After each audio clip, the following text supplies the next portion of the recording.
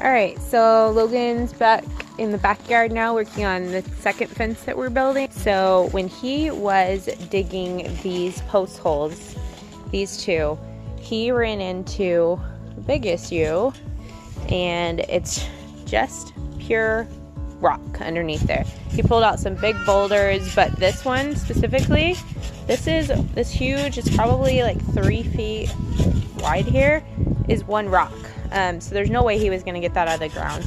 So what he ended up doing here is drilling a hole into the rock, and then he applied some epoxy into the hole, and then used this what's this called? An anchor? It's like a post anchor. A post anchor attached into that hole where the epoxy is. You can kind of see, if I get down here, the blue stuff is the epoxy. So that's a solution if you run into the same problem where you're digging a post and there's just a huge rock that there's no way you're going to be able to get out.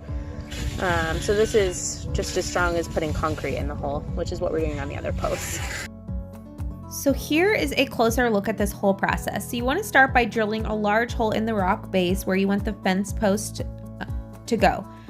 You can see that drill bit on the ground there. That's the one we used to drill the hole, and that matches the large bolt that's on the post anchor. So you want to be sure you have a drill bit large enough, and then you can clean out the hole just by blowing compressed air into that hole. Then you want to fill it with the epoxy acrylic anchoring adhesive that I mentioned. I will link the one that we used below, but it is made by Simpson Strong Tie, and it's an acrylic anchoring adhesive. It's called ATXP,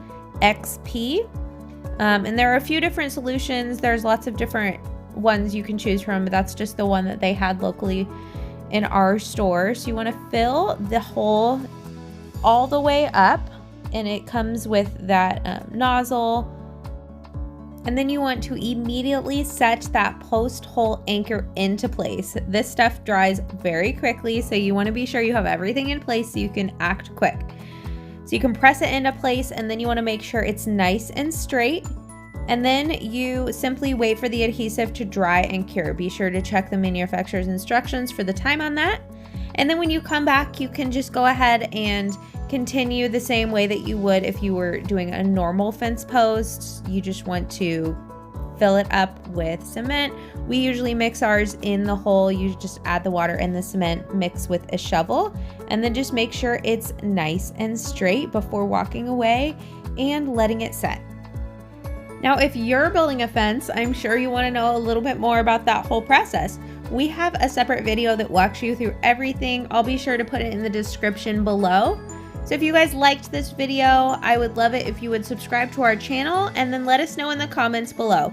We hope you have a great day. See you next time.